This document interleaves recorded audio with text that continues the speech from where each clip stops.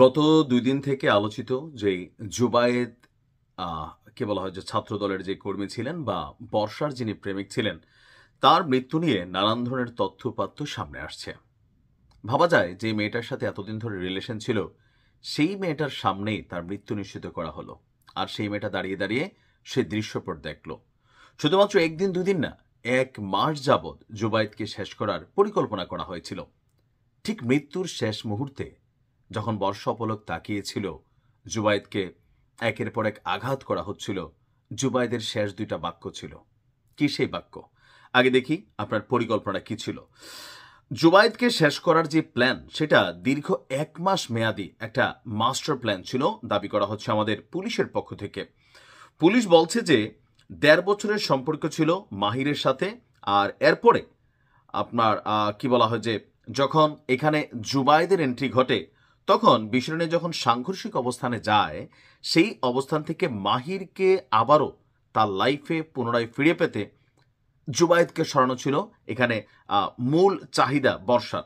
তবে বর্ষাকে গতকালকে থেকে আমি গণমাধ্যমে বা যেভাবে তাকে মিডিয়াতে উপস্থাপন করতে দেখছি, সেখান থেকে মনে হয়েছে যে আসলে এই মেয়ে কি আপনার সে বুঝতে পারতেছে যে সে কত বড় ঘটনা ঘটাই দিছে। শেষ ২টা বাক্য ছিল মৃত্যুর আগে বর্ষাকে। তো কি সেই বাক্য, সেটাও একটু আপনাদের সামনে আমি বলছি। আমরা যদি দেখি যে দোতলা থেকে যখন ডিসি জোনের মল্লিক, লালবাগ জোনের ডিসি মল্লিক সাহেব বলছেন যে জুবায়েদকে যখন একের পর এক আঘাত করা হয়, বাঁচার জন্য দোতলা থেকে উপরে ওঠে। দোতলাতে তাকে প্রথমে আঘাত করা শুরু হলে সে ৩ তলায় ওঠে। ৩ তলায় সেখানে বর্ষা দাঁড়িয়েছিল। তখন বর্ষাকে দেখে জুবায়েদ বলে, বর্ষা আমাকে বাঁচাও, আমি বাঁচতে চাই।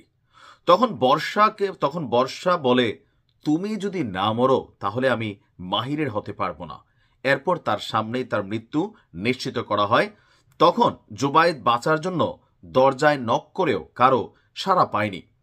পুলিশ বলছে মেয়েটা অনেক চালু, দুদিকে সম্পর্ক বজায় রাখছে, আর পুরো ঘটনাটা তার নজরদারির মধ্যে হয়েছে। এখন আমি যেটা বুঝতে পারছি আর কি, এই মেয়েটার মধ্যে কোনো রকম বোধোদয় কাজ করে না।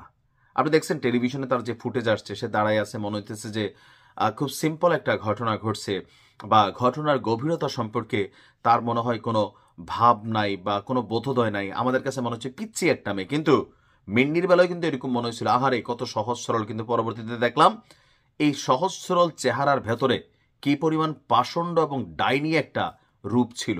তো বর্ষার ক্ষেত্রে আমার ঠিক একই মনে হয়, অতিরিক্ত ধুরন্ধর কিন্তু এই মাইয়া, বুঝেন যে 18 বছর শুই না আমরা যারা একটু ভাবটাপ খাচ্ছি যে না ছোট মেয়ে হয়তোবা বুঝতে পারে নাই, কিন্তু পুলিশ যে তথ্য দিচ্ছে এই তথ্যগুলোতে আপনি কি তার মধ্যে কোনো ছোট অথবা কি বলে যে ইম্যাচিওর অ্যাক্টিভিটিস দেখতে পাচ্ছেন? তবে খুব কৌশলে সে তার চেহারা বা গণমাধ্যমের সামনে তাকে যখন উপস্থাপন করা হচ্ছে, এমনি তাকায় আছে ভাই, মন্ডা চাইছে, হ্যাঁ, পাশার মধ্যে টস টস করে বাইরাই। একটা মাইয়া ভয়ঙ্কর হইলে কোন লেভেলের হইতে পারে, একবার বাংলাদেশ দেখছে মিন্নিরি দিয়া, আরেক দেখলো বর্ষারি দিয়া। আমি মনে করি এই বর্ষার কঠিন সাজা হওয়া উচিত, কঠিন। দেখেন জুবায়েদকে তোর ভাল লাগে না বাবা, তুই মাহিরের কাছে যাবি, যা, কিন্তু এই জন্য জুবায়েদকে শেষ করে দিতে হবে। কি এমন ছিল জুবায়েদের কাছে তোর কোনো রকম ডকুমেন্ট অথবা ক্লিপ অথবা ভিডিও অথবা কোনো ছবি? নিশ্চয়ই এমন কোনো অনৈতিক জিনিস ছিল যেটাতে বর্ষা ভয় পাচ্ছিল যে জুবায়েদ যদি মাহিরের কাছে এগুলো প্রকাশ করে দেয়, তাহলে তার তো ভাই খবরের পরে গান আছে। সুতরাং ব্যাটার হচ্ছে তাকে শেষ করে দেওয়া। এরকম কিছুই আমার ধারণা, নয়তো এটা তো জামাই না যে বিয়ে বলে ফেলছে, কবুল বলে ফেলছে, ভাই তারা তালাক দিতে হবে, পরিবার তাকে আবার পিটাবে বা শাসন করবে, বিষয়টা তো এরকম না। তাহলে কি এমন ঘটনা ঘটছিল ব্যাকগ্রাউন্ডে? 100% এমন কোনো কিছু হয়তো জুবায়েদের কাছে ছিল যেটা নিয়ে আসে টেন্স ছিল, এবং কি ভাবছে এক ঢিলে দুই পাখি শিকার করি, জুবায়েদও শেষ, মাহিরের কাছেও গেলাম, আর যে সকল জিনিসপত্র আছে সেগুলো শেষ হয়ে গেল। বর্ষার দৃষ্টান্তমূলক শাস্তি কামনা করে আজকে ভিডিও শেষ করছি। আসসালামু আলাইকুম।